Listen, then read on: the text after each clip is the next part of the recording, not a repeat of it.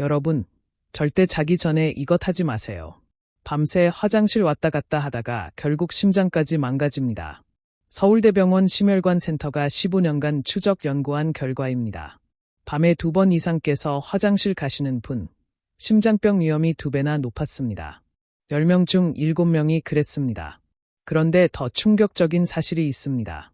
이 문제, 단순히 나이 때문이 아닙니다. 잠들기 전에 무심코 하시는 한 가지 습관 때문입니다. 오늘 그 습관이 무엇인지, 그리고 어떻게 바꾸면 되는지 끝까지 알려드리겠습니다. 여러분도 혹시 이런 경험 있으시죠? 밤에 1번 깨시나요? 2번 깨시나요? 아니면 3번 이상 깨시나요? 2번 이상이시라면 지금부터 집중해서 들어주세요. 이미 몸이 위험 신호를 보내고 있는 겁니다. 많은 분들이 이렇게 말씀하십니다. 나이 들면 원래 그런 거 아니야. 60 넘으면 다 그렇지. 참고 살아야지. 저도 처음에는 그렇게 생각했습니다. 하지만 제가 노인의학 전문의로서 거의 30년간 연구하고 진료하면서 알게 된 사실은 완전히 달랐습니다. 밤중 소변, 단순히 방광 문제가 아닙니다. 우리 몸 전체가 보내는 위험 신호입니다. 심장, 뇌, 심지어 낙상까지 이 모든 것과 연결되어 있습니다. 그리고 다행히도 해결 방법이 있습니다. 비싼 약도 아니고 수술도 아니고 병원 치료도 아닙니다. 잠들기 전 딱 1스푼. 집에 있는 것으로 충분합니다. 돈 1푼 안 듭니다. 이것 하나로 많은 어르신들이 밤을 되찾으셨습니다. 오늘 제가 알려드릴 내용은 크게 7가지입니다. 첫째, 예순 이후에 밤 소변이 늘어나는지 진짜 원인을 알려드리겠습니다. 둘째, 방광이 점점 예민해지는지 설명해 드리겠습니다. 셋째, 밤마다 깨는 것이 심장과 뇌에 어떤 위험을 주는지 말씀드리겠습니다. 넷째, 지금까지 잘못 알고 계셨던 상식 5가지를 바로잡아 드리겠습니다. 다섯째, 잠들기 전 1스푼이 어떻게 작용하는지 과학적으로 알려드리겠습니다. 여섯째, 오늘부터 바로 실천할 수 있는 구체적인 방법을 알려드리겠습니다. 일곱째, 효과를 배로 높여주는 저녁 습관까지 말씀드리겠습니다. 이 영상 끝까지 보시면 오늘 밤부터 달라지실 수 있습니다. 저는 대한노인의학회 정회원이자 서울의 한 대학 병원에서 30년 가까이 어르신들의 건강을 돌봐온 전문의입니다. 진료실에서 수많은 어르신들을 만나면서 이건 나이 탓이야 하고 포기하시는 모습을 정말 많이 봤습니다. 하지만 그분들 중 상당수가 이 방법을 알고 나서 밤이 달라졌다고 말씀해 주셨습니다. 오늘 저도 과장 없이, 하지만 진심을 담아 말씀드리겠습니다. 영상을 시작하기 전에 질문 하나 드리겠습니다. 지금 이 영상을 어디에서 보고 계신가요? 침대에서 보고 계신가요? 거실 소파에서 보고 계신가요? 그리고 지금 시간은 몇 시인가요? 댓글로 한 줄만 남겨주세요. 화면 너머에 계신 여러분을 저는 숫자가 아니라 한 분 한 분의 어르신으로 생각하고 있습니다. 자, 이제 첫 번째 이야기를 시작하겠습니다. 예순이 넘으면 밤에 자주 깨게 되는지입니다. 여러분, 혹시 이런 생각해 보신 적 있으세요? 젊었을 때는 밤새 푹 잤는데 언제부터 이렇게 됐지? 많은 분들이 방광이 약해졌기 때문이라고 생각하십니다. 친구분들한테 물어봐도 다 그렇다고 하시니까요. 모임에 가면 화장실 이야기가 빠지지 않으시죠?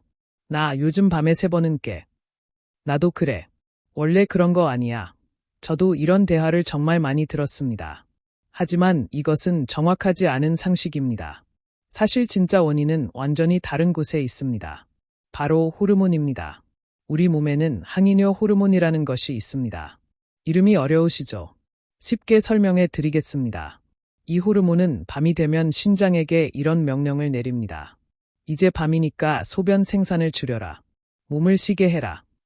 공장에 비유해 보겠습니다. 신장은 우리 몸의 정수 공장입니다. 하루 종일 혈액을 걸러서 노폐물을 소변으로 만들어냅니다. 매일 약 180리터의 혈액을 걸러냅니다. 정말 쉬지 않고 일하는 공장입니다. 젊었을 때는 어떨까요? 밤이 되면 공장장이 야간 근무자들에게 지시합니다. 오늘은 생산량을 줄여라. 밤에는 쉬어도 된다. 그래서 같은 양의 물을 마셔도 밤에는 소변이 거의 만들어지지 않습니다. 한번 잠들면 아침까지 푹 잘 수 있었던 이유가 바로 여기에 있습니다. 여러분도 젊었을 때는 그러셨죠? 한번 누우면 아침까지 깨지 않고 푹 주무셨을 겁니다. 그런데 나이가 들면 어떻게 될까요? 공장장의 목소리가 작아집니다. 야간 근무자들에게 지시가 제대로 전달되지 않습니다. 그래서 밤에도 나처럼 열심히 소변을 만들어내는 겁니다. 대한노인의학회 자료에 따르면 60세 이후부터 이 호르몬의 야간 분비량이 눈에 띄게 감소하기 시작합니다. 구체적인 숫자를 말씀드리겠습니다. 30대의 야간 호르몬 분비량을 100이라고 하면 60대는 약 60으로 줄어듭니다. 40%가 감소하는 겁니다. 70대가 되면 45 정도까지 떨어집니다. 절반 이하입니다. 질병관리청 통계를 보면 65세 이상 어르신 중 밤에 2번 이상 화장실에 가시는 분이 약 68%입니다. 10명 중 7명입니다. 그런데 이분들 대부분은 어떻게 하시나요? 나이 들면 다 그렇지. 원래 그런 거야. 이렇게 넘기십니다. 하지만 이것은 단순한 불편함이 아닙니다. 몸이 보내는 신호입니다. 70세를 넘기면 밤과 낮의 호르몬 차이가 거의 사라집니다. 10명 중 8명에서 이런 변화가 관찰됩니다. 신장은 밤에도 나처럼 쉬지 않고 소변을 만들어냅니다. 물을 많이 마시지 않았는데도 새벽에 화장실에 가셔야 하는 이유가 바로 여기에 있습니다. 제가 진료실에서 만난 한 분이 떠오릅니다. 67세 남성분이셨습니다. 밤마다 3번씩 깨신다고 하셨어요. 처음에 이렇게 말씀하셨습니다. 선생님, 저는 전립선이 안 좋은 거 아닌가요? 친구들도 다 그렇다고 하던데요. 검사를 해봤더니 전립선은 나이에 비해 상태가 좋은 편이었습니다. 문제는 전립선이 아니라 야간 호르몬 분비 저하였습니다. 제가 설명을 드리니 그분이 이렇게 말씀하셨어요. 아, 그러면 방광이 잘못된 게 아니라 몸의 시계가 고장난 거군요. 정확하게 이해하셨습니다. 오래된 시계를 생각해 보세요. 새 시계는 정확한 시간을 알려줍니다. 아침 7시면 7시, 밤 10시면 10시. 하지만 오래된 시계는 어떤가요? 5분씩 느려지기도 하고 10분씩 빨라지기도 합니다. 정확한 시간을 알 수 없게 됩니다. 우리 몸의 생체 시계도 마찬가지입니다. 나이가 들면 밤인지 낮인지 헷갈리기 시작합니다. 여러분, 이 이야기를 들으시면서 혹시 이런 생각 드시나요? 아, 내가 이상한 게 아니었구나. 몸이 원래 그렇게 변하는 거구나. 맞습니다. 여러분 잘못이 아닙니다. 유지가 약한 것도 아닙니다. 몸의 리듬이 바뀐 것뿐입니다. 그런데 문제는 이 변화가 소리 없이 진행된다는 점입니다. 통증도 없고 특별한 경고 신호도 없습니다. 그저 어느 날부터 잠이 얕아지고 새벽에 눈이 떠지고 다시 잠들기가 어려워집니다. 이때 많은 분들이 어떻게 하시나요? 나이가 들면 다 그렇지. 참고 살아야지. 이렇게 넘기십니다. 하지만 그렇게 지나친 밤들이 쌓이면 몸은 점점 더 밤을 휴식 시간이 아닌 활동 시간으로 착각하게 됩니다. 그리고 그 오해가 바로 야간뇨를 고착시키는 출발점이 됩니다. 제가 기억하는 또 한 분이 계십니다. 72세 여성분이셨는데 남편분이 밤에 자주 깨시는 것 때문에 함께 오셨습니다. 아내분이 이렇게 말씀하셨어요. 선생님, 남편이 밤에 서너 번씩 깨니까 저도 잠을 못 자요. 부부가 같이 힘들어요. 남편분은 미안해하셨습니다. 옆에서 고개를 숙이고 계셨어요. 하지만 검사 결과를 보니 방광이나 전립선에 큰 문제가 없었습니다. 호르몬 변화와 생활 습관이 원인이었습니다. 3주 정도 제가 알려드린 방법을 실천하신 후에 다시 오셨는데 아내분이 활짝 웃으시면서 말씀하셨어요. 선생님, 이제 저도 잠을 자요. 남편도 한두 번밖에 안 깨요. 그 모습을 보면서 저는 생각했습니다. 밤 소변은 한 사람만의 문제가 아니구나. 가족 전체의 삶의 질과 연결되어 있구나. 여러분 가정은 어떠세요? 배우자분이나 가족분이 여러분 때문에 함께 잠을 못 주무시고 계신 건 아닌가요? 이것이 첫 번째 원인입니다. 호르몬 변화입니다. 기억하세요. 방광이 약해진 것이 아닙니다. 몸의 시계가 흐려진 겁니다. 자, 지금까지 첫 번째 원인을 말씀드렸습니다. 호르몬 변화. 기억하시죠? 이제 두 번째 원인으로 넘어가겠습니다. 호르몬 변화 위에 또 하나의 문제가 겹쳐집니다. 바로 방광이 예민해지는 현상입니다. 많은 분들이 이상하게 생각하시는 부분이 있습니다. 화장실에 다녀와도 조금밖에 안 나왔어요. 그런데 왜 이렇게 자주 마려운 건지 모르겠어요. 이런 경험 있으시죠? 이 말씀 속에 핵심이 있습니다. 문제는 양이 아닙니다. 신호입니다. 국내 비뇨의학과 연구에 따르면 젊은 성인의 방광은 약 300mm가 차야 강한 신호를 보냅니다.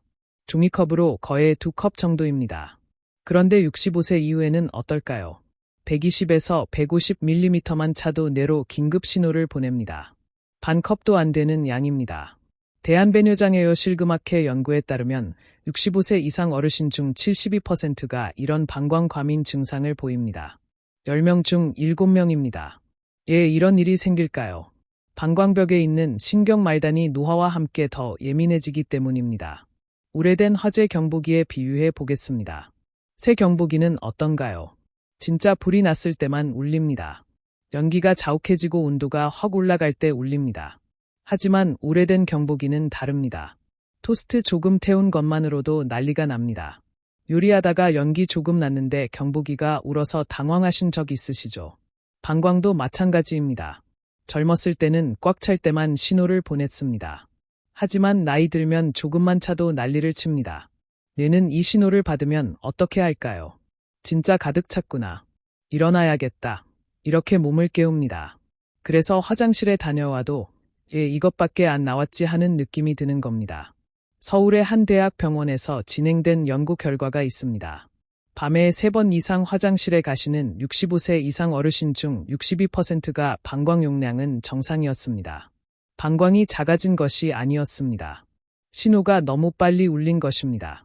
제가 기억하는 71세 남성 환자분이 계십니다. 이분은 밤마다 2~3번씩 깨시는데 소변량은 늘 적었습니다. 검사해 보니 전립선도 괜찮고 방광도 특별한 이상이 없었습니다. 처음에 이렇게 말씀하셨어요. 내가 너무 예민한가 봐요. 성격이 원래 좀 급해서 그런가. 저는 그분께 이렇게 설명해 드렸습니다. 어르신, 방광이 약해진 게 아닙니다. 경보 장치가 너무 빨리 울리고 있는 겁니다. 어르신 성격 문제가 아닙니다. 이 설명을 듣고 나서 그분의 표정이 조금 편안해지셨습니다. 문제를 이해하는 것만으로도 마음이 놓이시는 거죠. 여러분은 어떠세요? 화장실에 가셔도 양이 많으신 편인가요? 적으신 편인가요? 적은 편이시라면 방광신호 과민이 원인일 수 있습니다. 그런데 여기서 중요한 점 하나 짚고 넘어가겠습니다. 많은 분들이 잠자리에 들기 전 혹시 몰라서 미리 화장실에 다녀오시는 습관이 있습니다. 마렵지 않아도 일단 가보자 하시는 거죠. 현명한 행동처럼 보입니다. 하지만 사실 이것이 방광을 더 예민하게 훈련시킬 수 있습니다. 대한배뇨장애요 실금학회 자료에서도 반복적인 사전 배뇨가 방광 용적을 줄이는데 영향을 줄 수 있다고 설명하고 있습니다. 방광은 기억하는 기관입니다. 자주, 조금만 차도 비우면 그 상태를 정상으로 학습합니다. 아이 키우시는 것에 비유해 보겠습니다.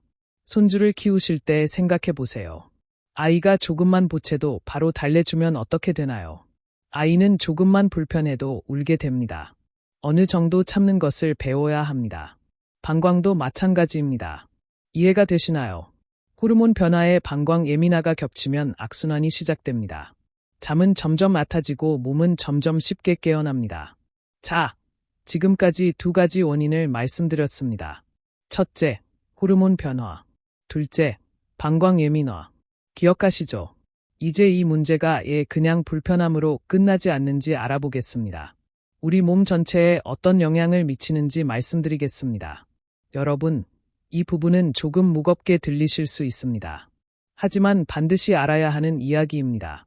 밤중에 소변 때문에 자주 깨는 것이 단순히 피곤함에서 끝나지 않습니다. 3가지 심각한 문제로 이어질 수 있습니다. 첫째, 심장 문제입니다. 둘째, 뇌 문제입니다. 셋째, 낙상 위험입니다. 하나씩 자세히 말씀드리겠습니다. 먼저 심장 이야기부터 해보겠습니다. 우리가 깊이 잠들면 심장도 함께 쉽니다. 정상적인 깊은 수면 동안에는 혈압이 자연스럽게 10에서 20% 정도 내려갑니다. 이것을 야간 혈압 하강이라고 부릅니다. 이 과정이 심장 건강에 매우 중요합니다. 심장을 트럭에 비유해 보겠습니다. 낮에는 무거운 짐을 싣고 열심히 달립니다. 배달도 하고 이삿짐도 옮깁니다. 하루 종일 쉬지 않고 일합니다. 밤에는 어떻게 해야 할까요? 짐을 내리고 정비소에서 쉬어야 합니다. 엔진도 식히고 타이어도 점검하고 기름도 갈아야 합니다.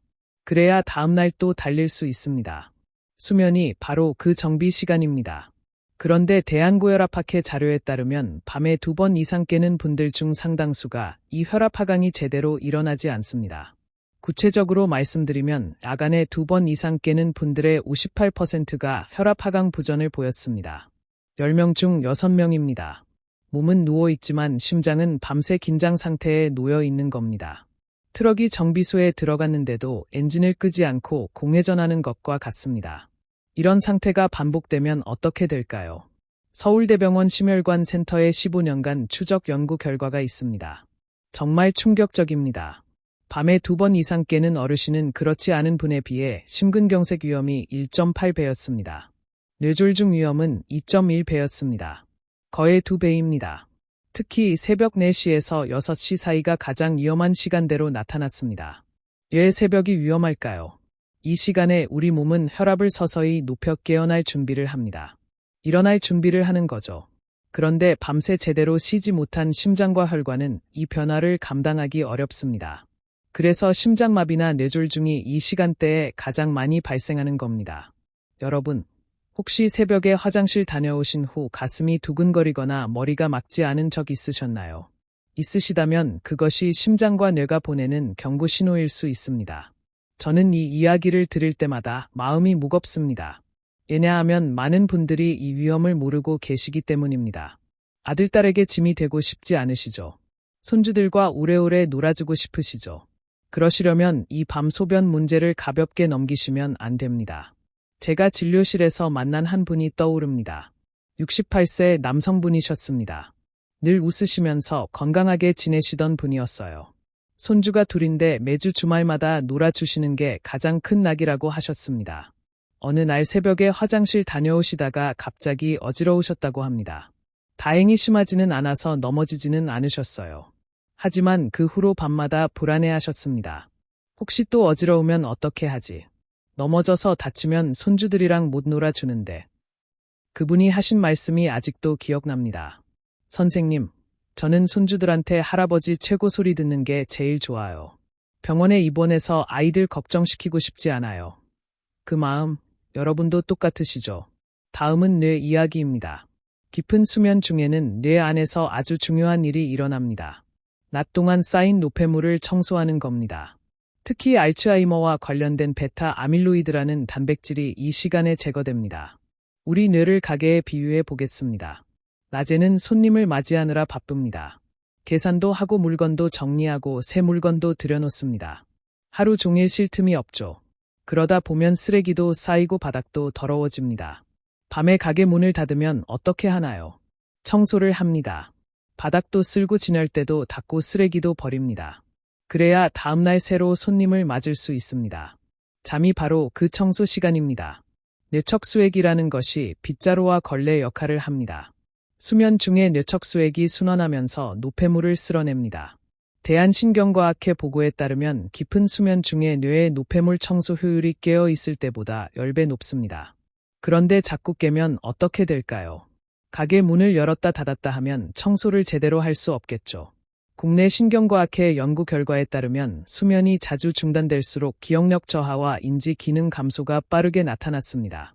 특히 야간에 3번 이상 깨는 분들은 그렇지 않은 분에 비해 5년 후 치매 발생률이 1.7배 높았습니다. 많은 어르신들이 말씀하십니다. 요즘 깜빡깜빡해요. 이름이 잘 안 떠올라요. 뭘 하려고 했는지 잊어버려요. 이것이 단순한 노화가 아니라 깨진 수면의 결과인 경우가 적지 않습니다. 여러분, 혹시 최근에 이런 경험 있으셨나요? 냉장고 앞에 가서 뭘 꺼내려고 했는지 잊어버리신 적 있으세요? 열쇠를 어디 뒀는지 한참 찾으신 적 있으세요? 손주 이름이 순간 생각이 안 나신 적 있으세요? 있으시다면 혹시 밤잠이 문제일 수 있습니다. 저도 환자분들께 이 이야기를 들으면 많은 분들이 깜짝 놀라십니다. 아니, 밤에 화장실 가는 것이랑 기억력이랑 무슨 상관이에요? 이런 질문을 자주 받습니다. 상관이 있습니다. 아주 깊은 상관이 있습니다. 수면은 뇌의 청소 시간입니다. 이 시간이 계속 방해받으면 뇌에 노폐물이 쌓입니다. 그 노폐물이 바로 치매와 관련이 있습니다. 여러분은 혹시 주변에 치매에 걸리신 분을 보신 적 있으세요? 저는 진료실에서 정말 많이 봅니다. 그리고 그 가족들의 고통도 함께 봅니다. 치매는 본인만의 고통이 아닙니다. 가족 전체가 함께 힘들어집니다. 자식들이 일을 그만두고 간병해야 합니다. 손주들이 할아버지 할머니를 몰라보게 됩니다. 이 슬픈 이야기를 막을 수 있는 가장 기본적인 방법 중 하나가 바로 좋은 수면입니다. 밤에 자주 깨지 않는 것입니다. 마지막으로 낙상 이야기입니다. 가장 현실적인 위험입니다. 아직 잠에서 완전히 깨어나지 않은 상태에서 어두운 집안을 걷는 것은 젊은 사람에게도 위험합니다. 하지만 관절과 시력이 약해진 어르신에게는 훨씬 더 치명적입니다. 보건복지부 통계에 따르면 65세 이상 어르신의 고관절 골절 중 약 45%가 밤이나 새벽 시간대에 화장실로 이동하다가 발생합니다. 거의 절반입니다. 한 번의 낙상이 어떤 결과를 가져올 수 있을까요? 고관절 골절의 경우 수술, 3개월 이상의 입원, 6개월 이상의 재활이 필요합니다. 그리고 안타깝게도 고관절 골절 후 1년 내 사망률이 20%에 달합니다. 5명 중 1명입니다. 제가 잊지 못하는 한 분이 계십니다. 서울에 사시던 69세 여성분이셨습니다. 평소에는 매우 활동적이고 혼자 생활도 잘하시던 분이었습니다. 손주들과 공원에도 자주 가시고 친구분들과 여행도 다니셨습니다. 어느 날 새벽 화장실로 가시다가 미끄러지셨습니다. 고관절을 다치셨습니다. 수술과 긴 재활 기간을 거쳤습니다. 회복 후 진료실에서 그분이 이렇게 말씀하셨습니다. 선생님, 그냥 한번 화장실 가려다 이렇게 될 줄은 몰랐어요. 이제 손주들이랑 놀아주기도 힘들어요. 그 말 속에는 신체적인 고통보다도 자신감이 무너진 마음의 상처가 더 크게 느껴졌습니다. 더 안타까운 것은 그분의 가족들이었습니다. 딸이 직장을 그만두고 간병을 해야 했습니다. 가족 전체의 삶이 달라졌습니다. 나중에 그 딸분이 저한테 따로 말씀하셨어요. 선생님, 엄마가 밤에 자주 깬다는 건 알고 있었어요. 근데 그게 이렇게 위험한 줄은 몰랐어요. 진작 알았으면 뭔가 했을 텐데. 그 말을 듣는 순간 저도 마음이 아팠습니다. 여러분의 자녀분들도 아마 모르고 계실 겁니다. 부모님이 밤에 몇 번씩 깨신다는 것을요. 그리고 그것이 얼마나 위험한지도요. 오늘 이 영상을 자녀분들과 함께 보시는 것도 좋은 방법입니다.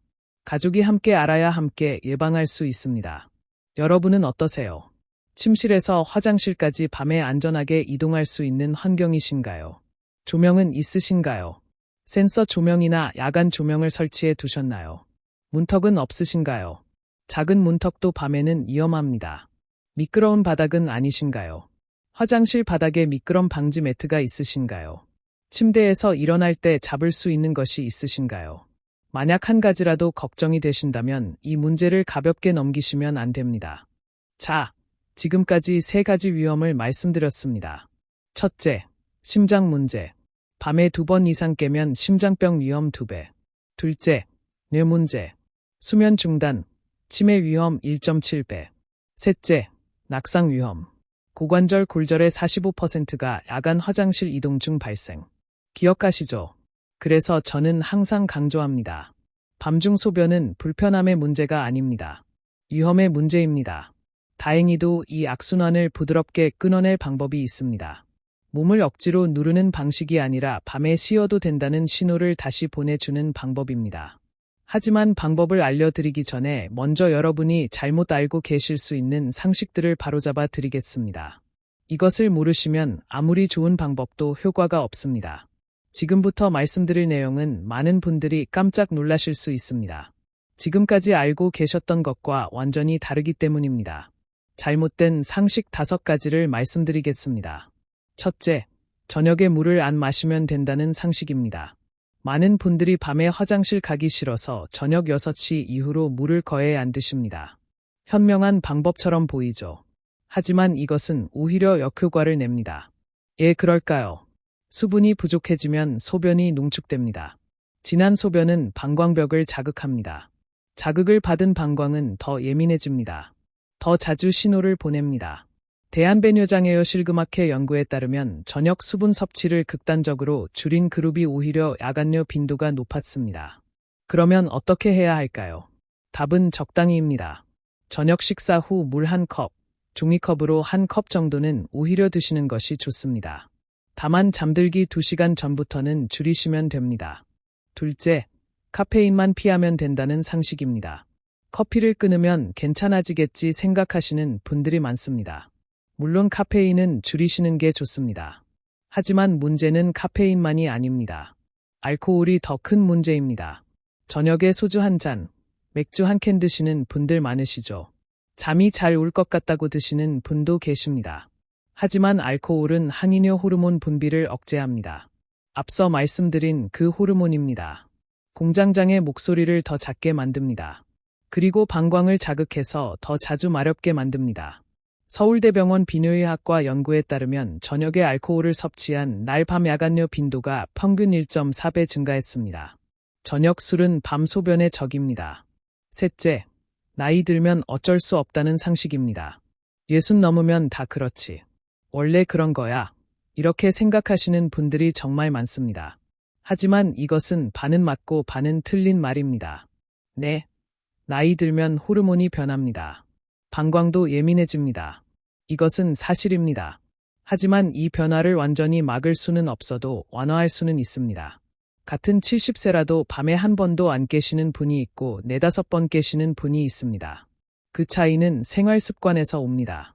대한노인의학회 연구에 따르면 적절한 생활 습관 관리를 한 그룹이 그렇지 않은 그룹에 비해 야간뇨 빈도가 40% 낮았습니다.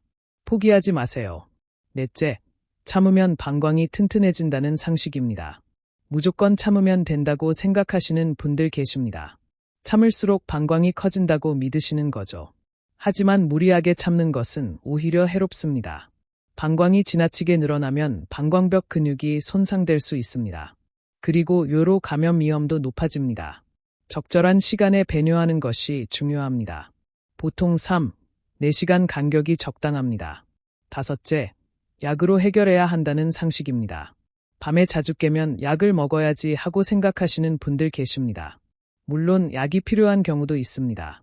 전립선 비대증이나 과민성 방광 같은 질환이 있다면 전문의 처방이 필요합니다.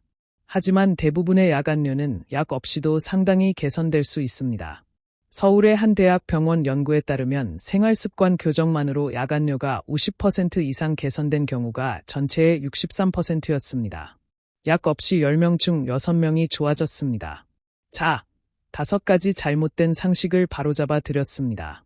첫째, 저녁에 물을 안 마시면 된다. 아닙니다. 적당히 드셔야 합니다.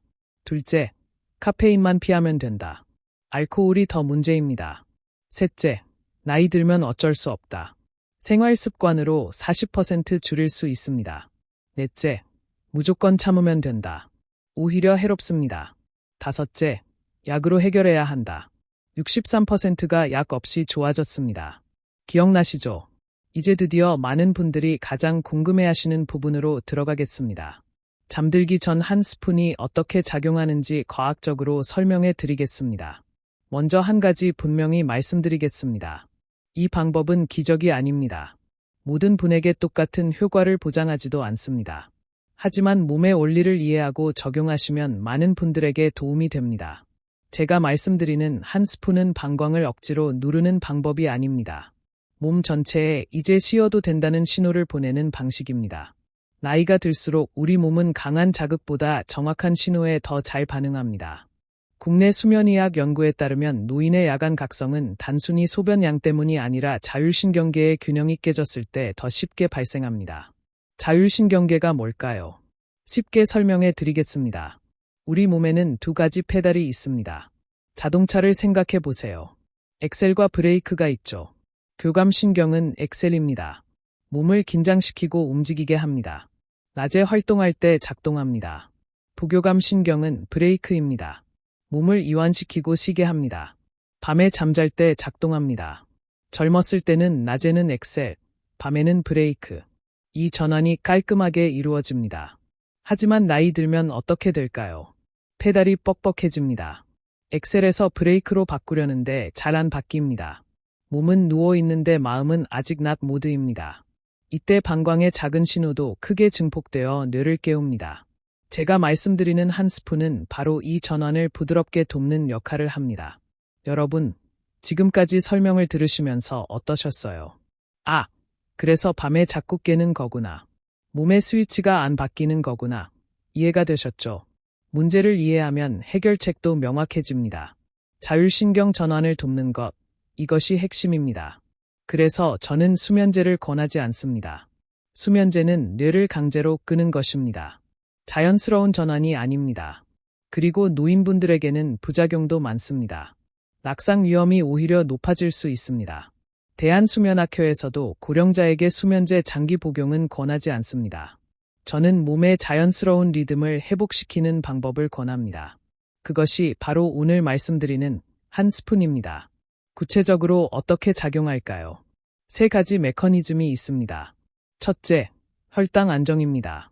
잠자는 동안 혈당이 급격히 떨어지면 우리 몸은 스트레스 호르몬을 분비합니다. 코티솔이라는 호르몬입니다. 이 호르몬이 분비되면 몸이 각성 상태로 바뀝니다. 그리고 방광 자극도 함께 증가합니다. 서울의 한 대학 병원에서 진행된 연구에서 잠들기 전 혈당 변동이 큰 노인일수록 야간뇨 빈도가 높았습니다. 잠들기 전 소량의 자연 당분은 밤새 혈당을 안정적으로 유지해 줍니다. 급격한 저혈당을 막아주는 겁니다. 둘째, 부교감 신경 활성화입니다. 특정 식품에 들어있는 성분이 부교감 신경을 활성화합니다. 브레이크를 밟아주는 역할을 하는 거죠. 예를 들어 바나나에 있는 마그네슘과 칼륨, 꿀에 있는 트립토판이 이런 역할을 합니다. 셋째, 방광 자극 완화입니다. 나이가 들면 방광 내벽이 건조하고 예민해집니다. 이때 자극을 완화해주는 요소가 있으면 배뇨가 과도하게 발생하는 것을 줄여줍니다. 대한배뇨장애요 실금학회 자료에서도 방광 자극을 줄이는 생활습관이 야간뇨 관리의 핵심 중 하나라고 강조하고 있습니다. 그렇다면 구체적으로 무엇을 어떻게 먹으면 될까요? 3가지 방법을 알려드리겠습니다. 하나만 선택하셔서 하시면 됩니다. 첫 번째 방법, 꿀 1스푼입니다. 천연꿀을 작은 숟가락으로 1스푼, 약 5ml 정도입니다. 물에 타지 마시고 그냥 그대로 드세요. 꿀에는 포도당과 과당이 들어있어서 밤새 혈당을 안정시켜 줍니다. 그리고 트립토판이라는 아미노산이 멜라토닌 생성을 도와 수면의 질을 높여줍니다. 주의할 점이 있습니다. 당뇨가 있으신 분은 주치의와 먼저 상담하세요. 혈당 조절이 안정적이지 않은 분에게는 권하지 않습니다. 두 번째 방법, 바나나 반개입니다. 바나나에는 마그네슘과 칼륨이 풍부합니다. 이 2가지 미네랄이 근육을 이완시키고 신경을 안정시킵니다. 방광 근육도 포함해서요. 바나나는 소화가 잘 되어서 밤에 위장에 부담을 주지 않습니다. 당지수도 중간 정도라서 혈당을 급격히 올리지 않습니다. 너무 익은 바나나보다는 약간 노란색, 끝부분이 살짝 초록색인 바나나가 좋습니다. 당지수가 더 낮기 때문입니다. 3번째 방법, 아몬드 7알입니다. 아몬드에는 마그네슘이 풍부합니다. 한 줌에 하루 필요량의 약 20%가 들어 있습니다. 마그네슘은 근육 이완과 신경 안정에 필수적입니다. 그리고 건강한 지방과 단백질이 들어 있어서 밤새 혈당을 천천히 유지해 줍니다. 소금이나 설탕이 첨가되지 않은 자연 상태의 아몬드를 드세요. 여러분은 어떤 방법이 끌리시나요? 꿀은 달콤한 것 좋아하시는 분께, 바나나는 과일 좋아하시는 분께, 아몬드는 견과류 좋아하시는 분께 기호에 맞게 선택하시면 됩니다. 효과는 비슷합니다. 한 가지 더 말씀드리겠습니다. 이 3가지를 섞어서 드시면 안 됩니다. 하나만 선택하세요. 왜냐하면 양이 중요하기 때문입니다. 3가지를 다 드시면 양이 너무 많아집니다. 그러면 오히려 소화기관을 자극해서 밤에 깨실 수 있습니다. 심플하게 하나만 선택하세요. 그리고 꾸준히 하세요. 여러분은 어떤 것을 선택하시겠어요? 지금 당장 댓글로 써보세요. 꿀이요, 바나나요, 아몬드요. 이렇게 써주시면 됩니다. 다른 분들이 뭘 선택하셨는지도 보실 수 있습니다. 제가 진료실에서 가장 많이 추천하는 것은 꿀입니다. 왜냐하면 양을 조절하기 가장 쉽기 때문입니다. 작은 숟가락 하나, 정확하게 1스푼만 드시면 됩니다. 바나나는 반개라고 말씀드렸지만 바나나 크기가 다르잖아요. 아몬드도 5에서 7알이라고 했지만 개수 세기가 번거로우실 수 있습니다. 꿀은 숟가락 하나면 됩니다. 간단합니다. 물론 당뇨가 있으신 분은 아몬드를 추천해 드립니다. 아몬드는 혈당에 거의 영향을 주지 않기 때문입니다. 자, 이제 가장 중요한 부분입니다.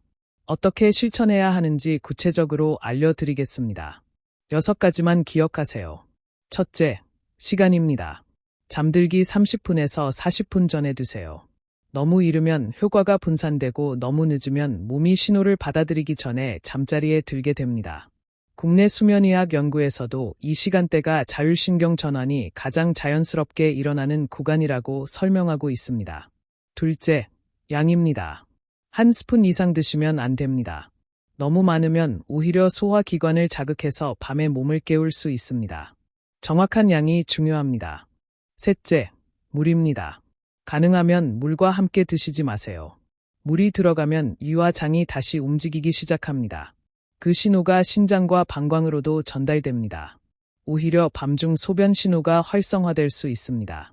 대한수면학회에서도 잠들기 전 수분 섭취를 최소화하는 것이 아간 각성을 줄이는 데 도움이 된다고 설명하고 있습니다. 넷째, 일관성입니다. 하루 이틀로 효과를 기대하시면 안 됩니다. 최소 7일에서 14일 정도 꾸준히 하셔야 합니다. 국내 노인 수면 패턴 연구에서도 새로운 야간 습관이 자리 잡기까지 약 2주 정도 걸린다고 보고하고 있습니다. 중간에 한 번 깼다고 해서 실망하지 마세요. 목표는 완전히 안 깨는 것이 아닙니다. 덜 깨고 다시 잠들기 쉬운 상태로 가는 것입니다.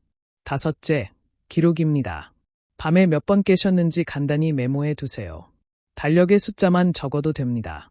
일주일 후, 2주 후에 비교해 보시면 변화를 느끼실 수 있습니다.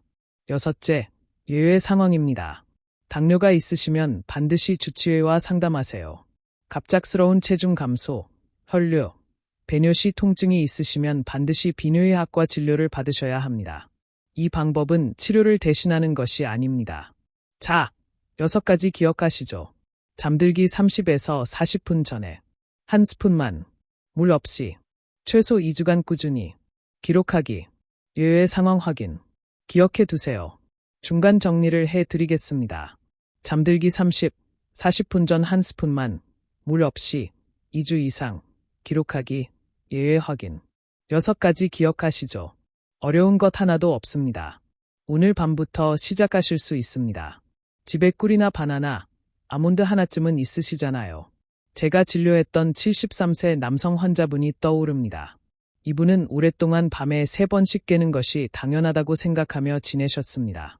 특별한 약을 쓰고 싶어 하지도 않으셨고 그저 조금만 덜 깨면 좋겠다고 하셨습니다. 이 방법을 2주 정도 실천하셨습니다. 다시 진료실에 오셨을 때 이렇게 말씀하셨어요. 선생님, 아직 한 번은 깨지만 예전처럼 불안하지가 않습니다. 저는 이 말이 매우 중요하다고 느꼈습니다. 몸이 밤을 다시 신뢰하기 시작했다는 신호이기 때문입니다. 그리고 한 달 후에 다시 오셨을 때는 이렇게 말씀하셨습니다. 선생님, 이제 한 번만 깨요. 가끔은 한 번도 안 깰 때도 있어요. 아내가 좋아해요. 같이 푹 잘 수 있으니까. 그분의 표정이 정말 밝아지셨던 것이 기억납니다. 이 방법은 기적이 아닙니다. 마법의 약도 아닙니다. 하지만 나이가 들며 흐트러진 생체 리듬을 아주 작은 신호로 다시 정렬해 주는 과정입니다. 여러분도 하실 수 있습니다. 어렵지 않습니다. 오늘 밤부터 시작하세요. 자, 지금까지 잠들기 전 한 스푼의 원리와 방법을 알려드렸습니다. 기억하시죠? 꿀, 바나나, 아몬드 중 하나. 잠들기 30에서 40분 전 물 없이 2주 이상 꾸준히. 이제 마지막으로 이 효과를 배로 높여주는 저녁 습관들을 알려드리겠습니다. 이것까지 함께 하시면 효과가 훨씬 좋아집니다. 저는 늘 말씀드립니다. 몸은 단 하나의 행동보다 저녁 전체의 분위기를 기억한다고요. 같은 한 스푼이라도 어떤 저녁을 보내셨느냐에 따라 효과가 완전히 달라집니다. 5가지 저녁 습관을 알려드리겠습니다. 첫째, 저녁 식사 시간입니다. 가능하다면 저녁 식사는 오후 6시 반에서 7시 이전에 마치세요. 왜 그럴까요? 해가 지고 나면 소화 기능과 신진대사가 자연스럽게 속도를 늦춥니다. 이때 음식을 늦게 섭취하면 몸은 쉬어야 할 시간에 계속 일을 하게 됩니다. 그 여파가 방광 자극으로 이어질 수 있습니다. 국내 노인 영양 연구에 따르면 저녁을 8시 이후에 드신 분들이 7시 이전에 드신 분들보다 아간뇨 빈도가 1.3배 높았습니다. 작은 변화입니다. 하지만 밤이 훨씬 조용해졌다고 말하는 분들이 많습니다. 제가 기억하는 70대 초반 남성분이 계십니다. 처음 오셨을 때 저녁 8시 반에 드신다고 하셨어요. 일 끝나고 집에 오시면 그 시간이 된다고요. 제가 저녁 식사 시간을 당기시라고 말씀드렸더니 처음에는 힘들다고 하셨어요. 하지만 3주 정도 7시 전에 드시도록 노력하셨더니 밤에 깨는 횟수가 줄었다고 하셨습니다. 이제는 아예 6시 반에 드신다고 하세요. 습관이 바뀌니까 오히려 편하다고요. 이런 작은 변화가 모여서 밤을 바꿉니다. 둘째, 저녁 이후 음료입니다. 많은 어르신들이 따뜻한 우유나 차 한 잔을 편안함의 상징처럼 생각하십니다. 하지만 밤 시간대에는 그 한 잔이 생각보다 큰 자극이 됩니다. 액체가 들어가면 몸은 다시 처리 모드로 들어갑니다. 신장과 방광도 함께 움직이기 시작합니다. 잠들기 2시간 전부터는 음료 섭취를 최소화하세요. 위로가 필요하시다면 음료 대신 따뜻한 조명 아래에서 가볍게 몸을 이완시키는 것이 더 좋습니다. 셋째, 잠자는 자세입니다. 왼쪽으로 누워서 무릎 사이에 작은 베개를 끼는 자세가 좋습니다. 예, 그럴까요? 이 자세는 복부 압력을 줄이고 혈액순환을 도와 밤 동안 몸이 안정되기 쉬운 환경을 만들어줍니다. 방광에 가해지는 압력도 줄어듭니다. 국내 재활의학 자료에서도 이 자세가 소화와 야간 불편감을 완화하는 데 도움이 된다고 설명하고 있습니다. 넷째, 취침 전 화장실 습관입니다. 앞서 말씀드렸죠. 마렵지 않은데 혹시 몰라서 미리 가는 것은 방광을 예민하게 훈련시킬 수 있습니다. 몸을 믿는 연습이 필요합니다. 진짜 신호가 왔을 때 반응하겠다는 믿음입니다. 처음에는 불안하실 수 있습니다. 하지만 이 신뢰가 쌓일수록 밤은 점점 더 길어집니다. 이것은 마음의 훈련이기도 합니다. 몸을 믿는 연습. 저는 환자분들께 이렇게 말씀드립니다. 방광은 여러분을 배신하지 않습니다. 진짜 신호가 오면 알려줍니다. 미리 걱정하지 않아도 됩니다.